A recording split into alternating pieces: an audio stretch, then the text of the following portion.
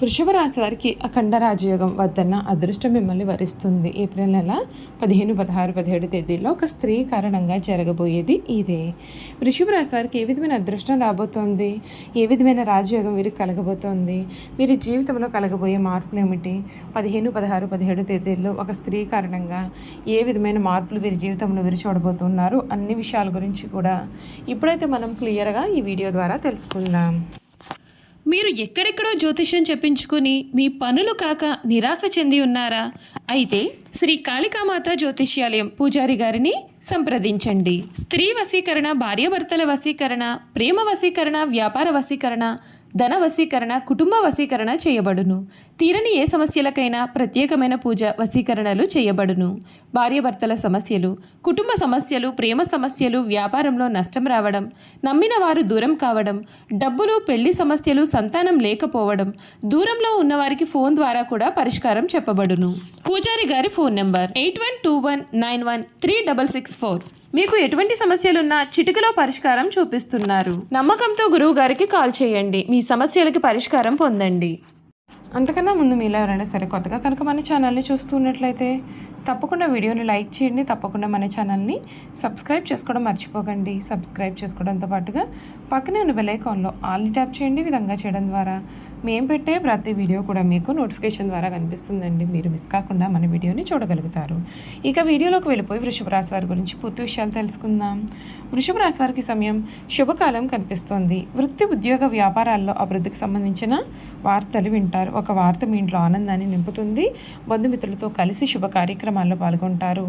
6వ రాశిలో ఉన్నటువంటి చంద్ర సంచారం అనుకూలంగా ఉంటుంది కనుక ధారాస్త్రవం చదివితే మంచి జరుగుతుంది. కృత్తిక, మృగశిర నక్షత్ర జాతకులు చేసే పనులన్నీ కూడా లాభిస్తాయి. శుభదాయక దశ కొనసాగుతుంది. వాణిజ్య అభివృద్ధికి అనుకూలమైన పరిస్థితులు ఏర్పడతాయి. ధన ప్రవాహం పెరుగుతుంది.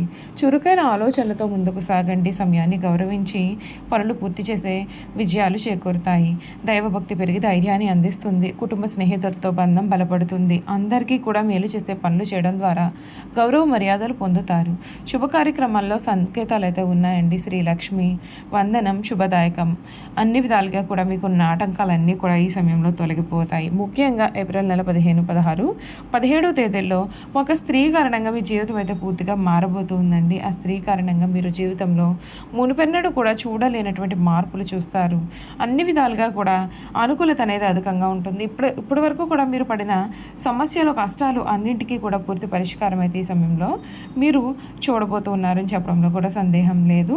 అలాగే 2025 సంవత్సరం ఆర్థిక బాధలు మరియు అనవసరమైన సమస్యలను కూడా అనుభవించిన వృషభ రాశి వారికి ఈ సంవత్సరం చాలా బాగుంటుందండి. ఈ సంవత్సరం ప్రారంభంలో శని కుంభరాశిలో 10వ ఇంట్లో ఉండి కెరియర్ పైన దృష్టి మరియు వృత్తిపరమైన బాధ్యతలు కూడా పెంచుతుంది. అదే సమయంలో రాహు మీనరాశిలో 11వ ఇంట్లో ఉండి సామాజిక బంధాల నుండి లాభాలు మరియు వ్యక్తిగత ఆకాంక్షలను నేర్చుకోవాలనే కోరికను పెంచుతాడు. మార్చి 29న శని మీనరాశిలో 11వ ఇంట్లో ప్రవేశించి అప్పటి నుండి కూడా సామాజిక విలువలు మరియు సంఘాల ద్వారా లాభాలపైన దృష్టి అనేది మళ్ళింది. తర్వాత మే నెల 18వ తేదీన రాహు కుంభరాశిలో 10వ ఇంట్లోకి మారడం చేత ఉద్యోగంలో మరియు ప్రజా జీవితం పైన కూడా చాలా ప్రభావం అనేది ఉంటుంది. ఈ రాశి వారికి మే వరకు గురువు మొదటి ఇంట్లో సంచరించడం వలన ఆత్మవిశ్వాసం మరియు వ్యక్తిగత వృద్ధి మరియు ఆధ్యాత్మిక అభివృద్ధి లాభిస్తాయి.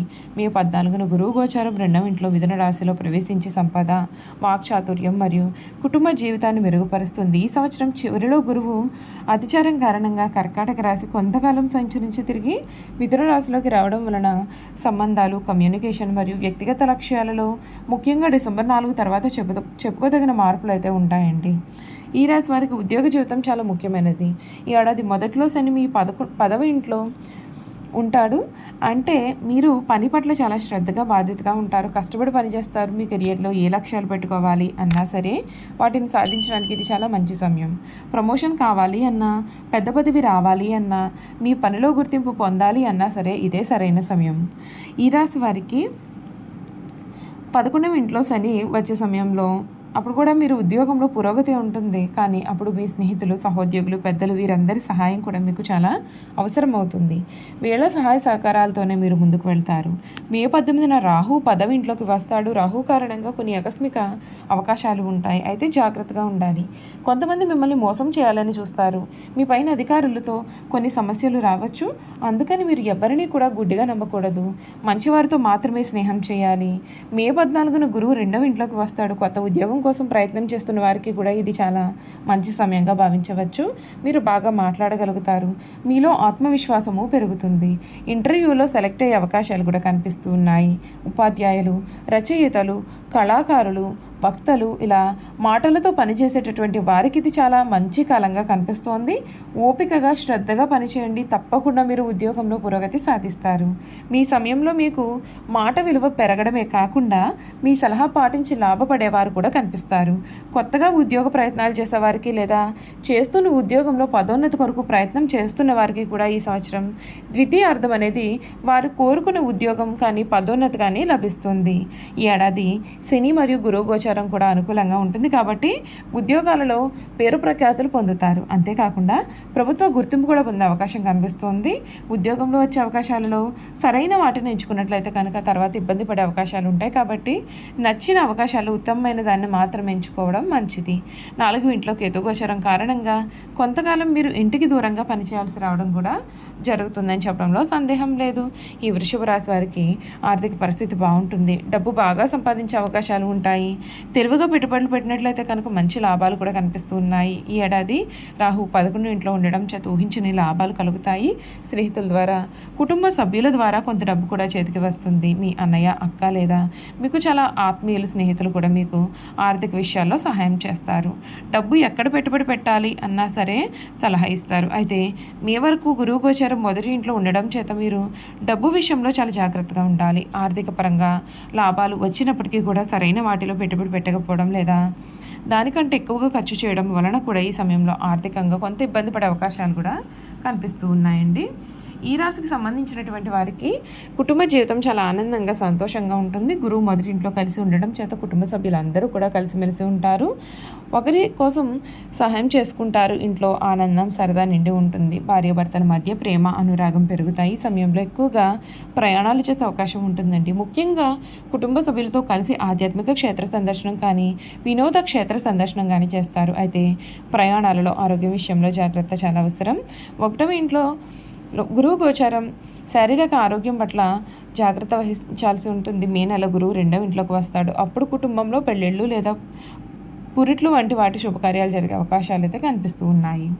చూసారు కదండి, వృషభ రాశి వారి గురించి అయితే క్లియర్గా తెలుసుకున్నారు కదా. ఈ వీడియో కనుక మీకు నచ్చినట్లయితే తప్పకుండా వీడియోని లైక్ చేయండి. తప్పకుండా మన ఛానల్ని అయితే సబ్స్క్రైబ్ చేసుకోవడం మర్చిపోకండి. సబ్స్క్రైబ్ చేసుకోవడంతో పాటుగా పక్కనే ఉన్న బెల్ ఐకాన్లో ఆల్ ట్యాప్ చేయండి. ఈ విధంగా చేయడం ద్వారా మేము పెట్టే ప్రతి వీడియో కూడా మీకు నోటిఫికేషన్ రూపంలో కనిపిస్తుంది. మీరు మిస్ కాకుండా మన వీడియోని చూడగలుగుతారు. Thank you for watching.